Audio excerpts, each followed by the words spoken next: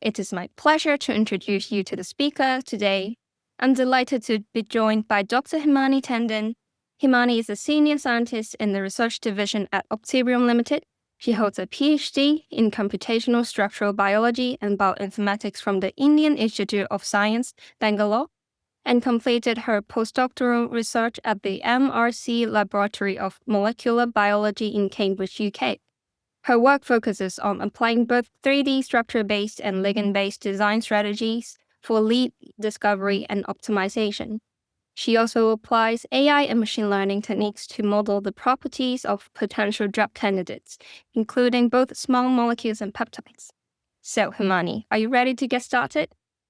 Yeah, thanks, Sophia, for this introduction. Let's get into the webinar today, and let me just set up quickly a few things. So, hi, everyone. In today's webinar, we will cover the aspects of physically realistic and causal models for binding affinity predictions, which forms the basis of our tool called QuanSA.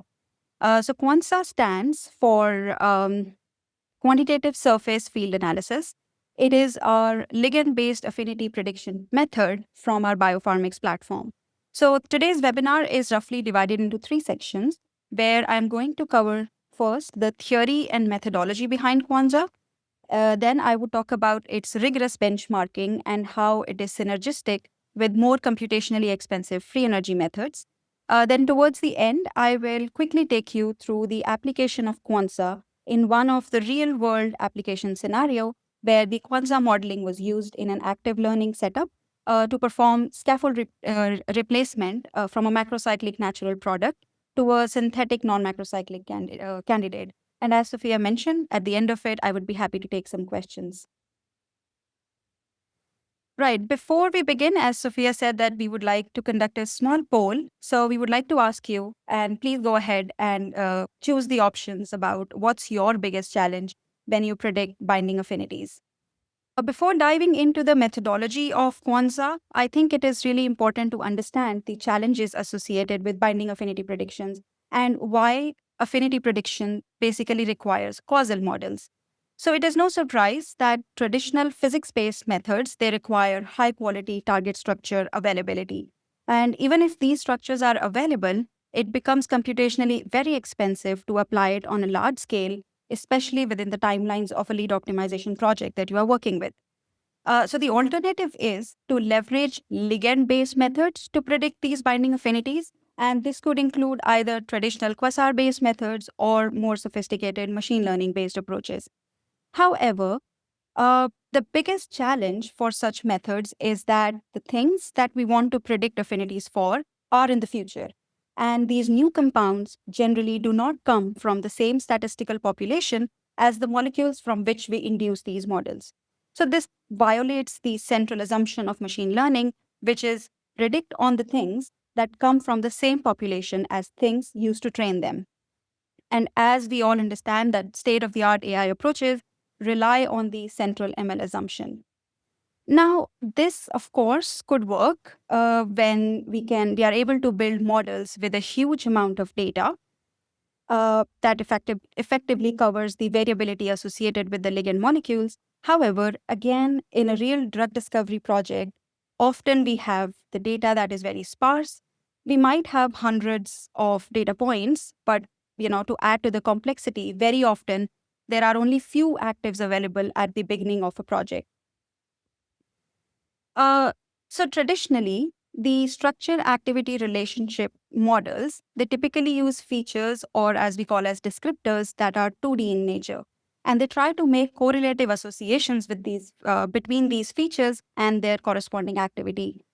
However, as I just described, 2D features or representations may be a poor choice as these features ignore the aspects of physical binding.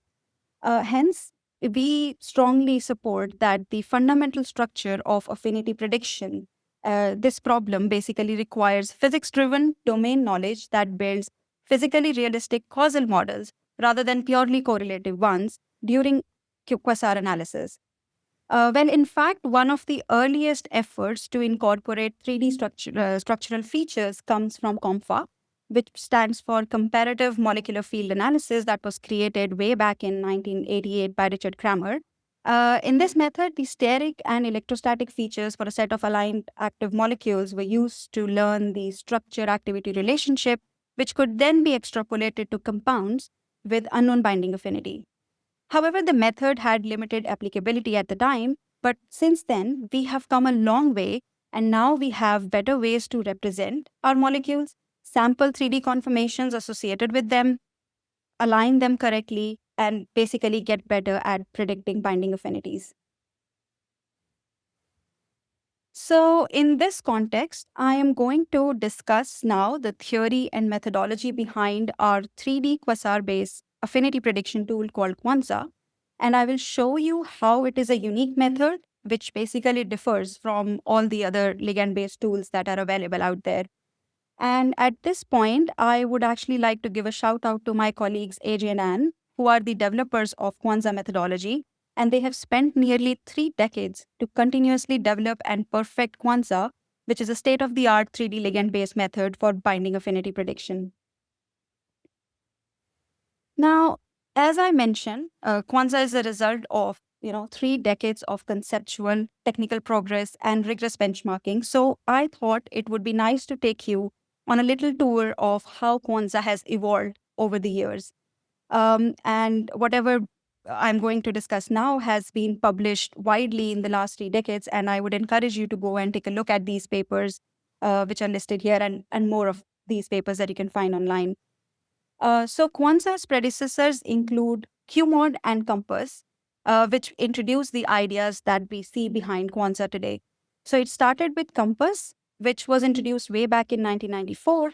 This method used shape-based molecular representation of ligand molecules, and it also was the work that introduced multiple instance machine learning, where each molecule is represented as a collection of different possible poses.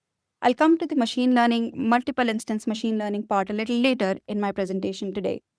So the model building process here in Compass included automatic selection and alignment of conformations as well as their orientations.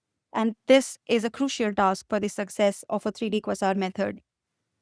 Compass methodology was rigorously benchmarked at the time using quasar benchmark dataset, such as those used for COMFA, and it was shown to outperform COMFA significantly.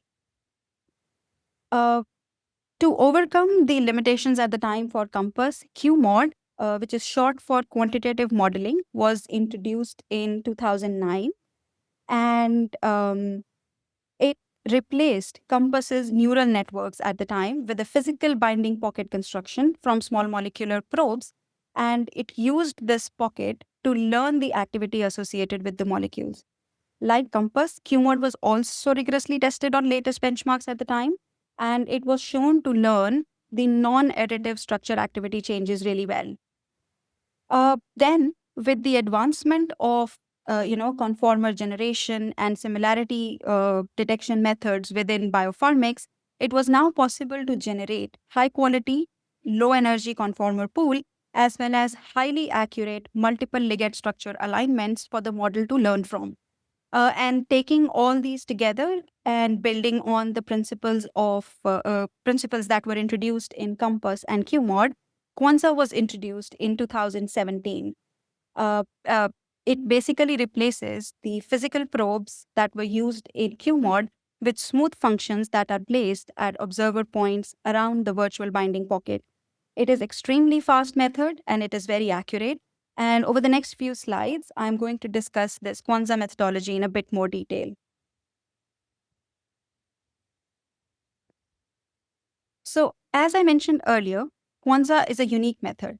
And now let's look at what makes QuanSA different and state-of-the-art method as compared to the other methods that are available. First of all, its ability to generate accurate multiple structure alignment. Now, accurate ligand structural alignments are key to correctly learning the structure activity relationship, which in turn is important to make accurate predictions.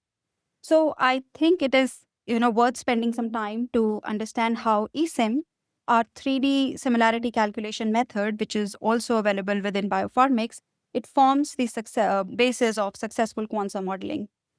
So let's look at this example here that I introduced in earlier slides. the DHT and estradiol binding to TBG. So both of these compounds bind competitively with the binding pocket, although you can see that they bind in a flipped manner with respect to each other. And also, I think it's at this point, it is also important to understand that so many things happen when a ligand binds to a protein. It can introduce some changes in the binding pocket. It can bind in a manner. So, for example, 2D molecules can look very similar in 2D, but they can bind slightly differently when they are in 3D. And also, the molecules that look very similar in 2D can bind in a slightly different mode in 3D. And this is one of these examples that I am talking about here. But when we really think about it, then in reality, this TBG protein here actually just sees the ligands from the outside and it interacts with its surfaces.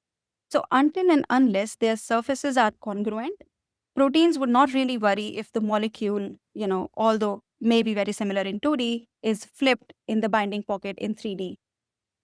And this our eSIM approach leverages this feature and it mimics how a protein sees the ligands.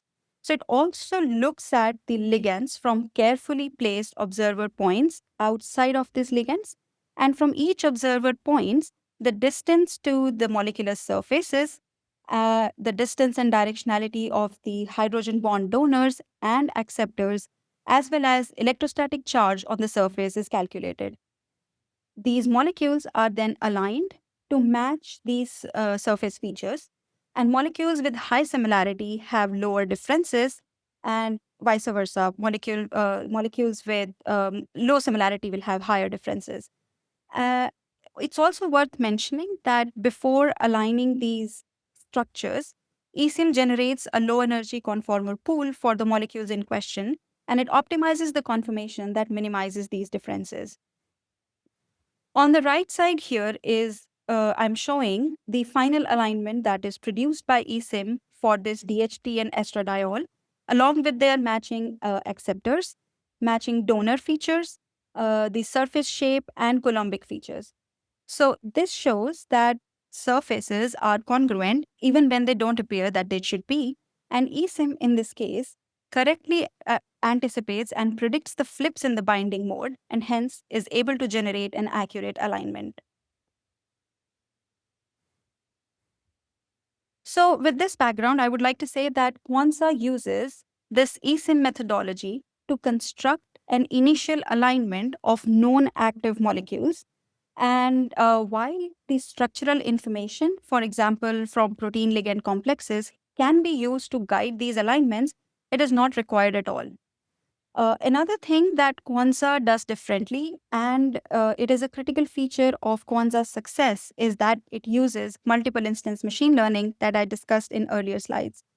So it means that it does not rely on a single optimal pose for a given molecule to understand the SAR, but instead, it uses a clique of mutually similar ligand poses along with its alternative poses for each molecule. And these multiple poses for each molecule are then used during model induction. Basically, what I'm trying to say is that the model learns which poses best explain the observed activity data and dynamically adjusting pose relevance as it trains. So coming back to our example of DHT and estradiol, this again becomes particularly important as to recall these ligands adopt a flipped binding mode.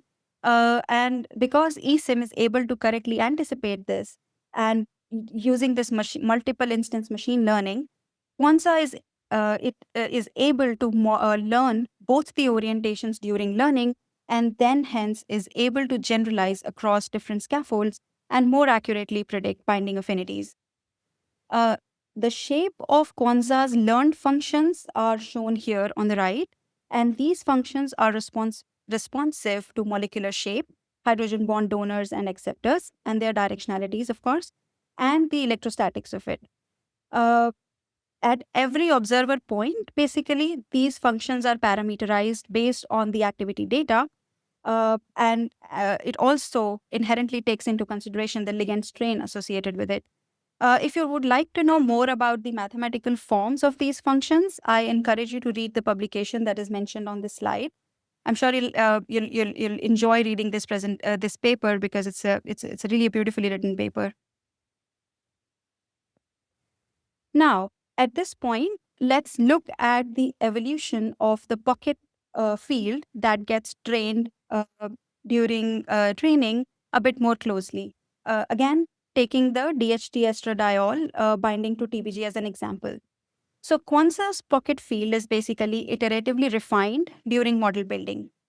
What it does, it begins with all initial training ligand poses.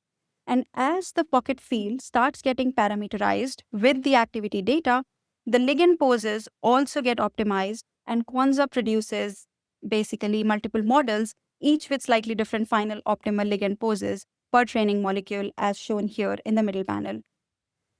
On the right side here is the evolved pocket field, which is depicted with different colored sticks, along with the final optimal ligand poses that interact with this pocket field. Now, in this particular example, models learn from a DHT-like as well as a flipped orientation of estradiol during training iterations. And this is shown here at the bottom. That top 25 scoring QuanSA poses contain both conformations of estradiol and with respect to the X-ray crystal poses of DHT and estradiol.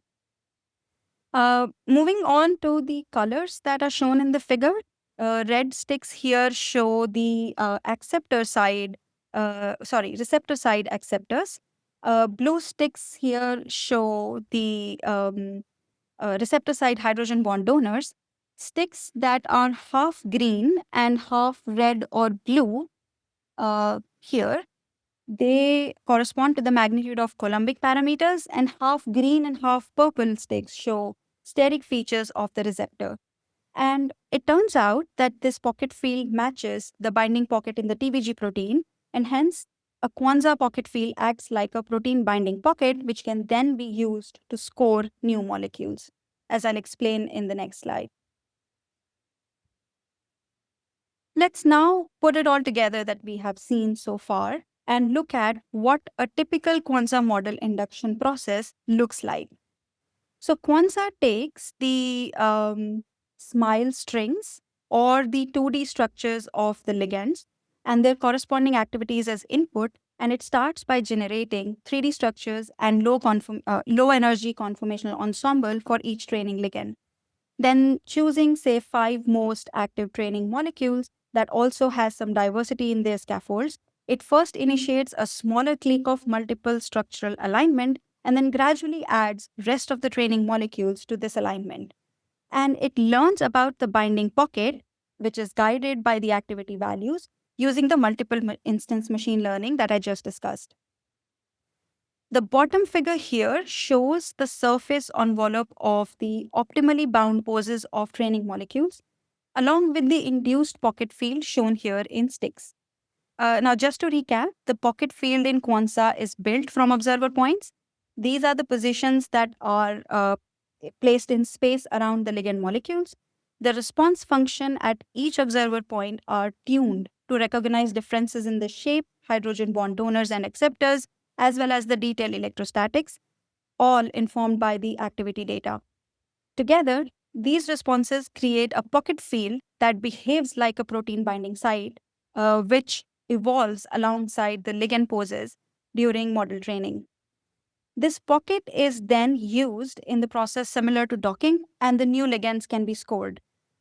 So, this brings me to another key aspect of QuanSA that distinguishes it from other ligand-based methods that are available, is that it not only predicts the affinity value, but it also provides a bound pose or a predicted bound pose for a given molecule.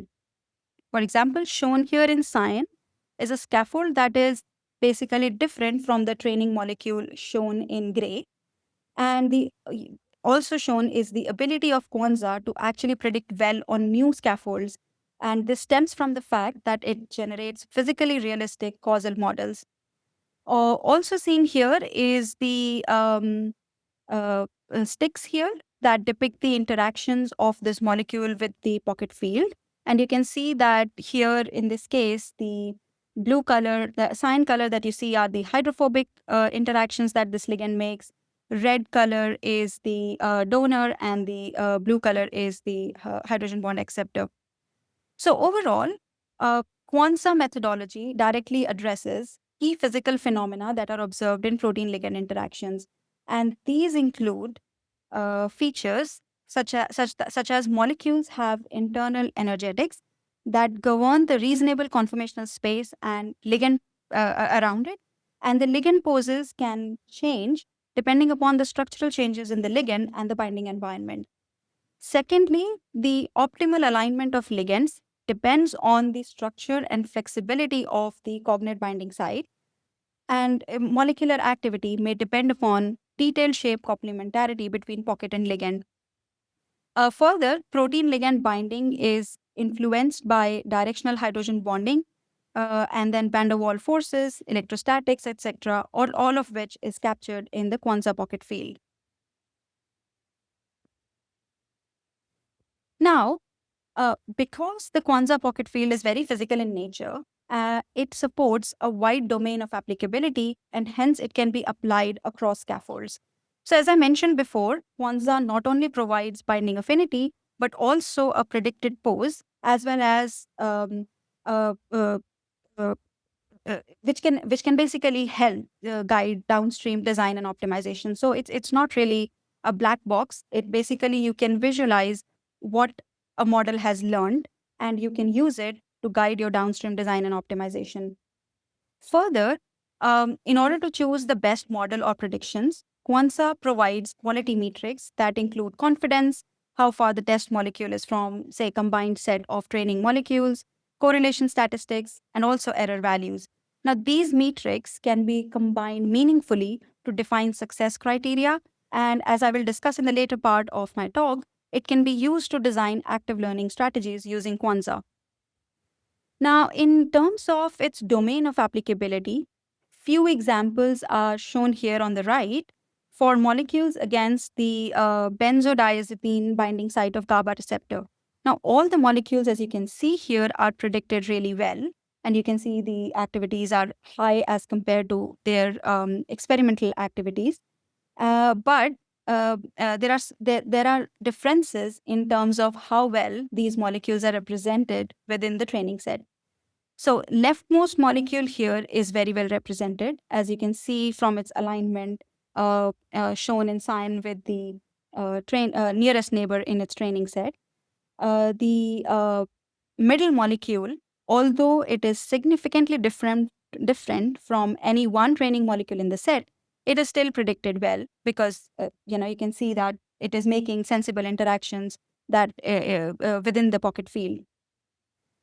What is interesting is the last compound here, which is basically out of model because you can see that it is quite different from the training set, but it is still predicted really well. So it is clear that model has learned right things for the right reason, and hence it is able to still predict this molecule as highly active.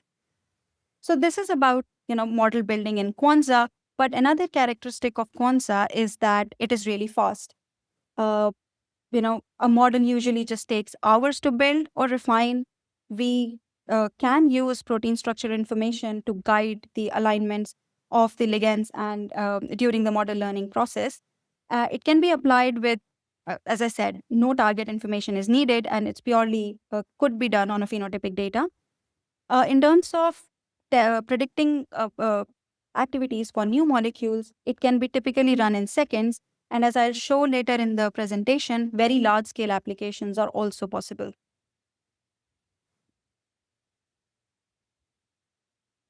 So at this point, maybe let's just take a quick breather. And we would like to ask you another webinar poll, which asks you a question about how do you currently predict binding affinities, or basically, what tools do you use uh, for binding affinity predictions? Again, if you are not able to find the option that you are currently using, please feel free to drop that in the chat. All right. Uh, by the time I think people are chiming in, we can move ahead a little because I have to be wary of the time as well. So, right. So, with this background of introduction to QuanSA methodology, let's now dive into the applicability of QuanSA in real world scenarios. So, I will first cover its benchmarking on representative sets and also its comparison with FEP. Uh, the most critical application scenario for any predictive algorithm is how well it can predict the activity of a future molecule. Now, by future molecule, I mean that the compounds that would be synthesized in future and hence were never used during the training process. These future molecules, as we know, can be really diverse, can have scaffolds that differ from the earlier molecules with which the models were induced. So, to test this, my colleagues Anne and AJ worked on an internal project data with BMS, and this included a set of compounds that targeted LFA1. So, the data corresponding to this project was from a mid to late stage optimization stage, and hence it had substantial, uniform, high quality structure activity data for about 200 compounds. Since the data was timestamped, it could be temporally segregated into early and late compounds, leading to 67 future molecules as test set, and about 130 odd compounds were used to train and refine the QuanSA model. So the scatter plot here shows a good correlation between the experimentally determined activity values versus the predicted values here. And it had Kendall's tau of zero point 0.6, which is really good. And the solid line here shows the identity line, and the dashed line shows plus minus 1 and plus minus 2 kilocal per mole difference from the known activity, respectively. Now, as we can see, majority of the predictions lie within 1 kilocal per mole log units, 1 kilocal per mole energy units, and the mean unsigned error is about just 0.5 pki units, which is great. So now some of the training molecules are shown here on the top, and their mutual alignment is also shown. It's always nice to visualize the alignments that are used for QuanSA model induction to make sure that everything looks sensible.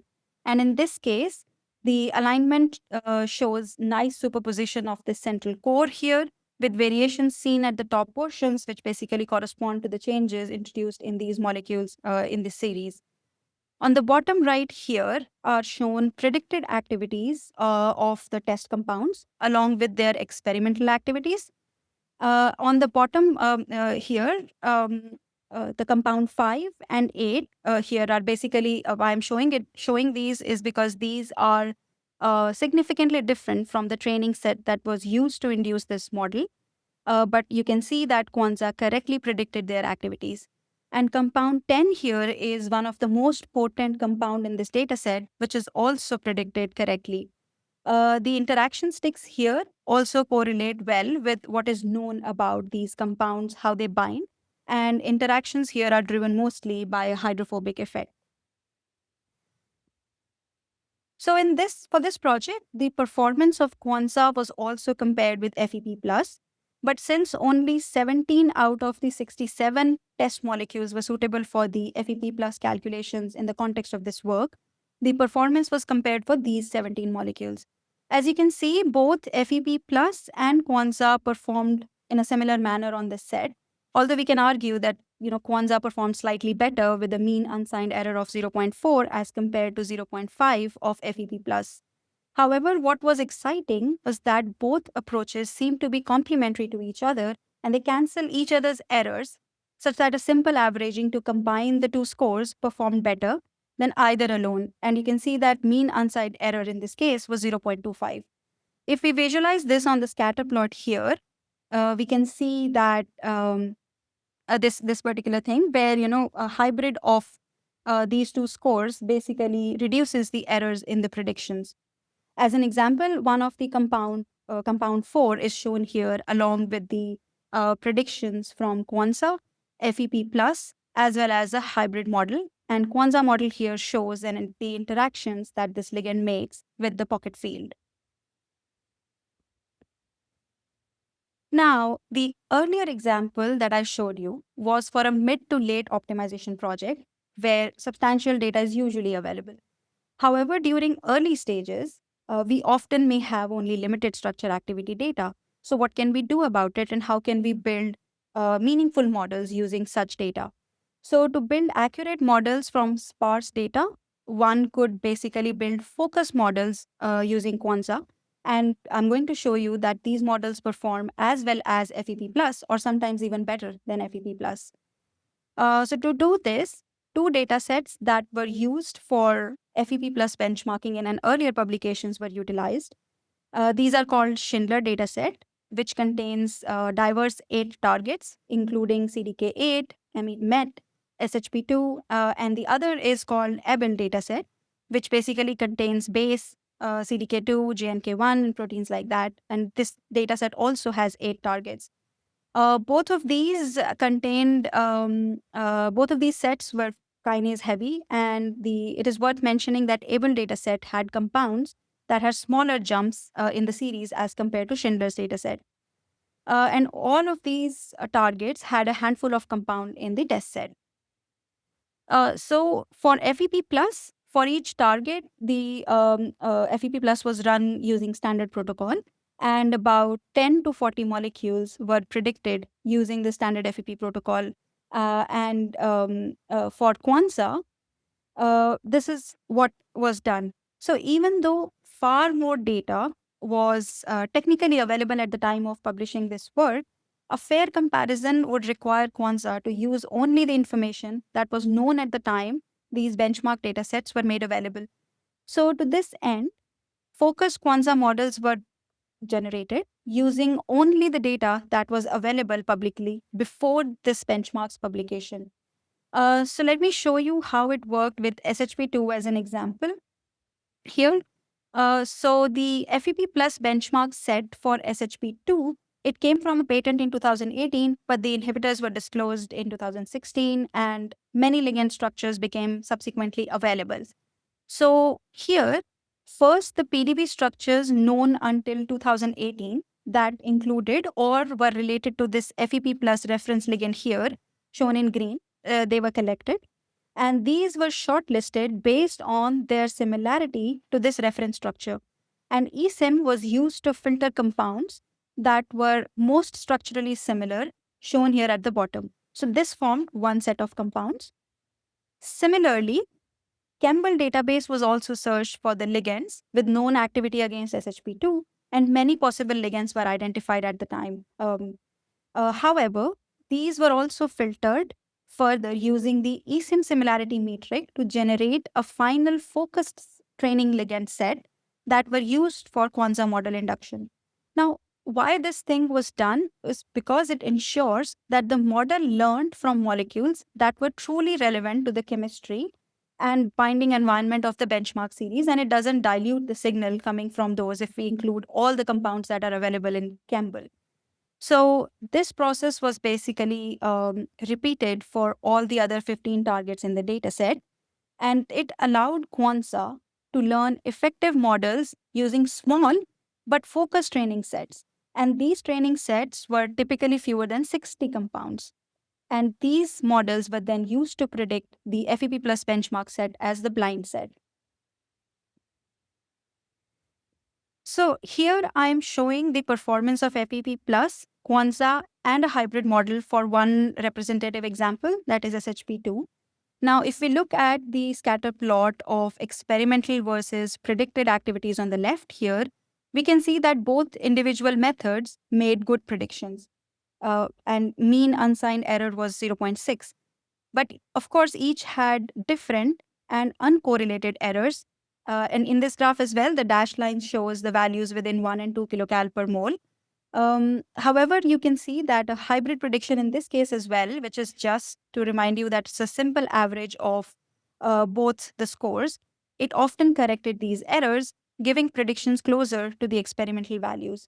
So this clearly demonstrates the synergy of QuanSA and FEP plus in a hybrid manner. On the right side here are shown some of the examples from the training set on the top and the prediction set at the bottom. Now, where we can see that, central core is preserved with changes on left either side of this core. The structures here that are shown, they show the alignment of these ligands with the reference. And for the test molecules, it also shows the uh, interactions of these molecules with the pocket field. And if we now look at these predicted values for the test set, they are predicted really well, showing that sparse data for model training was able to cover the variations in the prediction set.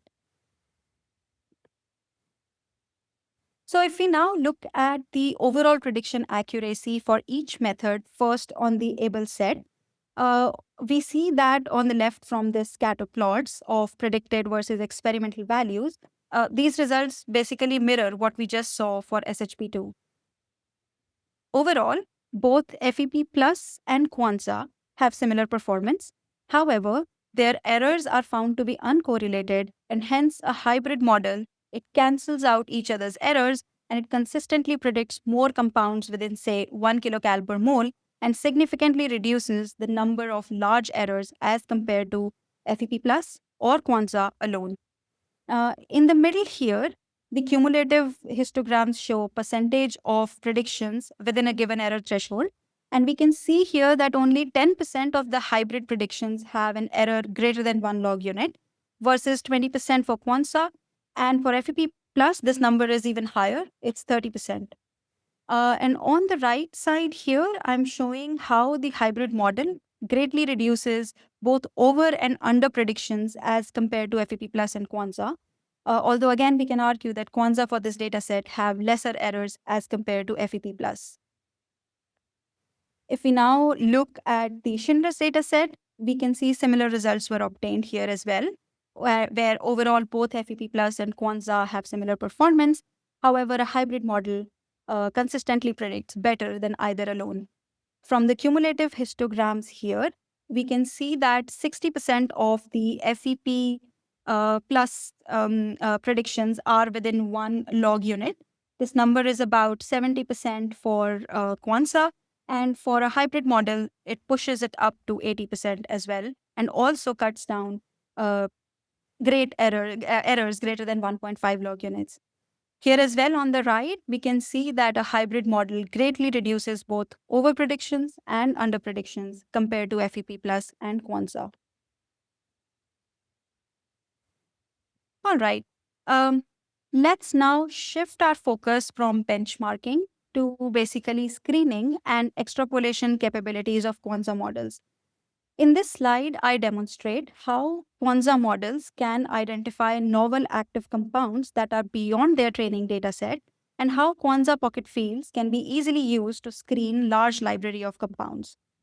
So the QuanSA models for the targets that were used for the benchmarking part of the study, they were also used to screen the chemical library to see if they can extrapolate to novel chemical spaces. For almost all the cases, new active chemical molecules were identified, making use of QuanSA's, predicted activities as cutoffs and low similarity to the known training molecule. Few of these examples are shown here. However, I would like to bring to your notice this particular example, CMED, because in this case, the compound that was found or screened from Campbell library was found to be more active than any of the training data set. So these are some of the interesting findings of this work, and I would encourage you to again read the publication associated with this work if you want to know more details about how QuanSA can be applied in large scale screening scenarios. Further, in addition to selecting novel compounds, a high specificity was also seen, such that fewer than 1 in 1,000 decoys were identified as having any activity, hence making QuanSA models highly specific and sensitive. And if you ask in terms of speeds of screenings using QuanSA models, it's really fast. And a typical time for each molecule is roughly 10 seconds. And in terms of hardware requirements, you can see it's worth mentioning that all these screening runs were performed using a very modest computing hardware, as you can see from here.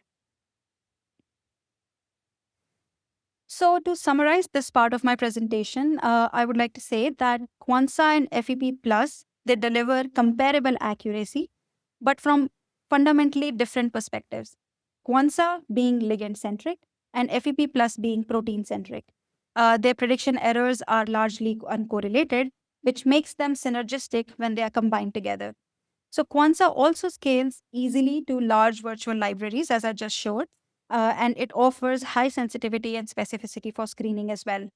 And ultimately, using both methods in parallel and combining their predictions, which I am happy to say that some of our customers and collaborators routinely do, it can result in reliable and accurate affinity estimates, making this a compelling strategy for both early stage and late stage optimization. Right. At this point, I would now like to switch gears. I think I have like 10 more minutes where I can actually briefly take you through a really interesting story, which was recently published in JCMD, where an active learning approach was implemented using QuanSA to arrive at the non macrocyclic commercial product, which we call as FPX, starting from the macrocyclic natural product, this which attacks the electron transfer within mitochondria of a fungi that attacks wheat crops. This project was done in collaboration with Corteva Agri Sciences, and I would like to mention that this is a retrospective study, and since this project was not structurally enabled, it was completely done in a ligand-based fashion. Now, for this work, Corteva Agrisciences provided a data set of about 1,100 temporally split compounds, beginning from a macrocyclic natural product lead, which is called UK2A. This molecule has about 4 chiral centers, and it is macrocyclic in nature, as you say, as you can see here.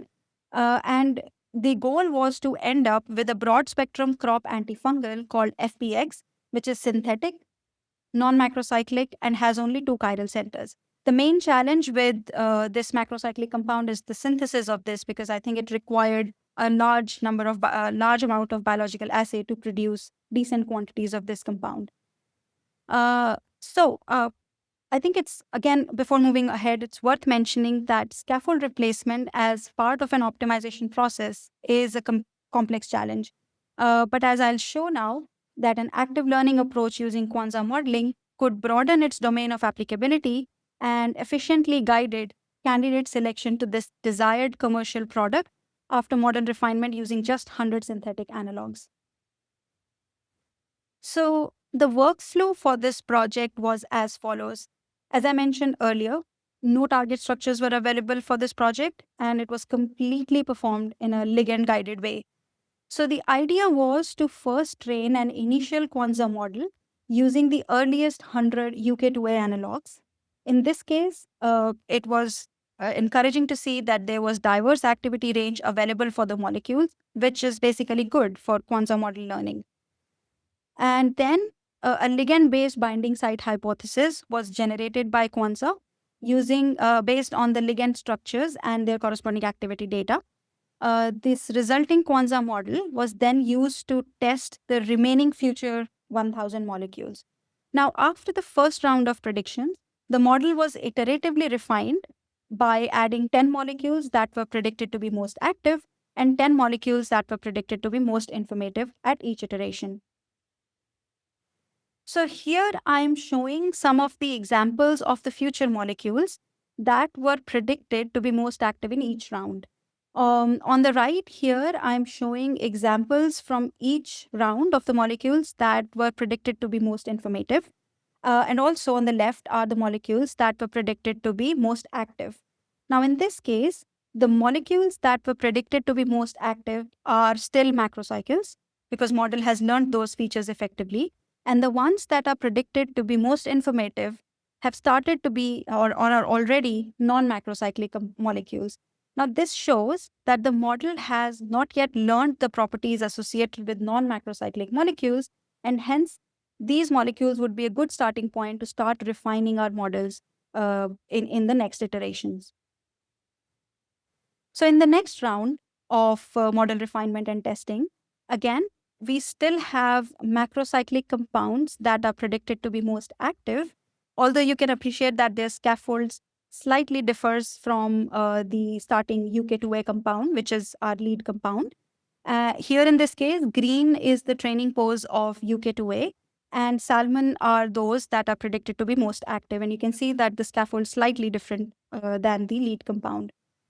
On the right side here, the ones that are predicted to be most informative are also shown with respect to the UK2A poses. And in this case, interestingly, 7 out of the 10 compounds that were predicted to be most informative are non-macrocycles. So that means model still needs to learn this new scaffold. Now, if we jump ahead to round 3, interestingly, where we only refined it, using the original 100 molecules with the 60 molecules, that is 30 that were predicted to be active and 30 that were predicted to be informative, the model has now learned that non-macrocyclic scaffold is also an active molecule.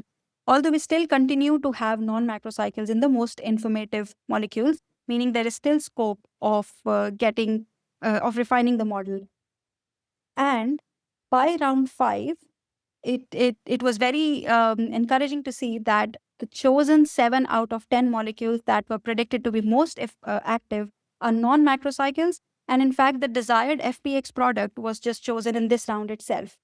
So it actually, in retrospective, saved the synthesis of so many other molecules, and it would just require, say, synthesis of 120 molecules to achieve FPX as most active molecule in this case. And you can see here the interaction sticks with the pocket field, where the hydrophobic pocket was occupied by these fluorophenyl rings that contribute greatly to the scoring of this molecule. So by round 5, basically, model had effectively learned the non-macrocyclic scaffold successfully and predicted our desired FPX product as highly active.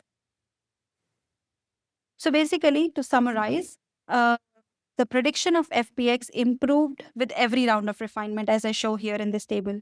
As you can see that QuanSA initially predicted FPX to be inactive, but as the model learned the non-macrocyclic features, the prediction accuracy improved. And this was not just the case for FPX. If we just look at the overall predictions for 1,000 future molecules after every round of refinement, the plots on the right here show the experimental versus predicted activity values. And it was interesting to note that while there were very few over predictions, as you can see here, there were substantial under predictions, as you can see, is exemplified from this right triangle here. In this case as well, the diagonal line shows the identity in the center, the central line, and plus minus 2 kilocal per mole on either side. Now, as the rounds progress, the prediction accuracy improves, as can be seen by the decreasing size of this triangle, and the predictions are moving basically within the 2 kilocalorie per mole error rate. And in terms of raw numbers, if we want to see that, then QuanSA model started with 66% of the values within 2 kilocal per mole in round 0. However, it peaked to 91% in round 5. And if we look at very further at just 1 kilocal per mole, then it started off with just 36% of predictions in round 0, and it peaked to up to 61% in round 5. So, to summarize again this active learning part of the talk, I just demonstrated that through an active learning strategy, QuanSA was able to quickly introduce novel structural features, and by adding only 100 well-chosen molecules, it could successfully identify a structure closely resembling the commercial product. Lastly, since we can see that it can basically is a good return on investment, that using models like QuanSA can actually make your project progress really fast by making right decisions at the right time. So this brings me to the end of today's talk. So let me summarize what we have seen so far. So QuanSA is a unique 3D QuasAR method that builds pocket fields that mimic protein binding sites. It uses multiple instance machine learning to do so, which enables fully automatic multiple ligand alignment. And we have seen that the ligand poses evolve with the model and they're not fixed up front. QuanSA basically accurately captures the hydrophobic shape, hydrogen bonding characteristics, and detailed electrostatics, as well as it also accounts for the ligand strain. All these are key to to the accurate scoring performance of QuanSA, and it complements the physics-based methods. We have also shown that QuanSA is synergistic with FEP+, and often a hybrid model improves the predictions. It has been shown to generalize really well to structurally diverse ligands, and it includes quantitative metrics to assess the domain of applicability. And last but not least, it is designed to support high throughput, design oriented screening, where models can be built in hours, compounds can be screened in seconds, and it runs on a non exotic hardware with no need for supercomputers, so making it ideal for broad virtual screening. With this, I would like to thank all the people that have been involved in this work, and I thank you all for your attention. I would end my presentation here at this slide showing that our biopharmics platform contains overall 5 different tools that can help at different stages of drug discovery process. And I really encourage you to get in touch with us at the email provided here if you would like to discuss further how these tools can help in your projects. With this, I am now ready to take some questions. Thanks, Himani, for such a thorough and well-considered presentation. Just a reminder, if you have any question, please add these to the Q&A panel at the bottom of the screen and we'll work through as many as we can with the time left. So, I've already have some questions for you, Himani. The first one is how many molecules and what kind of assay data and activity range is required to build a QuanSA model? Right. So I think this can be put it in a way that what makes it a good data set for QuanSA, right? So QuanSA models can be built on as low as 20 molecules, provided, but there are some, of course, conditions to it, provided that there is enough diversity amongst them in terms of their scaffolds. And, we should have few logs of activities out there in the data set to have a meaningful QuanSA model. And in terms of the assay data, it is preferable that if there is real biochemical assay data, but QuanSA models can work really well for phenotypic data, provided that they all competitively bind to the same binding site on the protein. Here, I would also like to add that QuanSA models can be built using qualitative data. For example, it can just have high, medium, low, or it can also take inequalities in the data as well. So the data structure can be anything with numbers or quantitative symbols, just that it should have enough diversity and a few log of activities in there. Thanks, Himani. The next question is, can you see what the model is learning during each active learning iteration? Right, absolutely. As I mentioned during my presentation, that QuanSA generates a pocket field that is very, very physical in nature.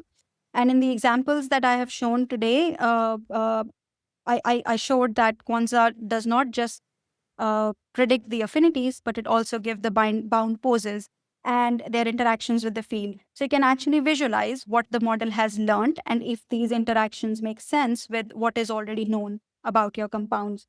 Plus, the multiple structural alignments that are used for model induction in QuanSA can also be really visualized, and you can make sure that they make sense before you start the model induction process. So at every step, you can actually visualize what is happening with QuanSA learning. Thank you, Himani. So another question is, how large of a macrocycle is tractable using the QuanSA methodology? Right. So, I mean, the example that I've shown for Corteva, they are smaller macrocycles, and we've shown that QuanSA works really well. But from our other studies, we have found that molecules that have 21 to 23 rotatable bonds are very, very tractable, and they are basically treated as regular small molecules with all the biopharmics tools that are available out there, including conformational generation, alignments, docking, and even QuanSA. So I would say anything that is up to 21 to 23 is easily tractable without any uh, experimental data to support the conformational generation. Thank you, Himani. I got the next question. What makes a molecule informative for QuanSA active learning process? Right.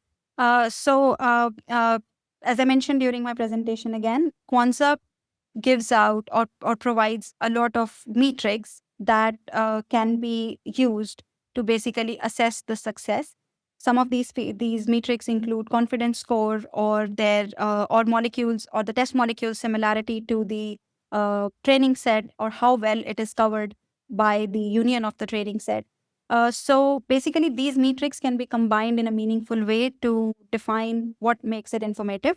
For this particular project for Cortiva product, the criteria that makes a molecule most informative for QuanSA learning is that a molecule that or test molecule that is that shows very high similarity to a highly active training molecule, yet it is somehow erroneously or anomalously predicted to have low activity value. So that is something that was considered as an informative molecule for this project. Thanks so much, Himani. That's all we have time for today. Any questions we don't have time to answer, we will try to follow up by email as soon as we can. Details of our next webinar will be available on the Optibrium website and LinkedIn page shortly, along with other helpful news and information to help transform your discovery. All that's left for me to do is to thank Himani for an insightful talk. Thank you all for coming, and we'll see you next time. Bye!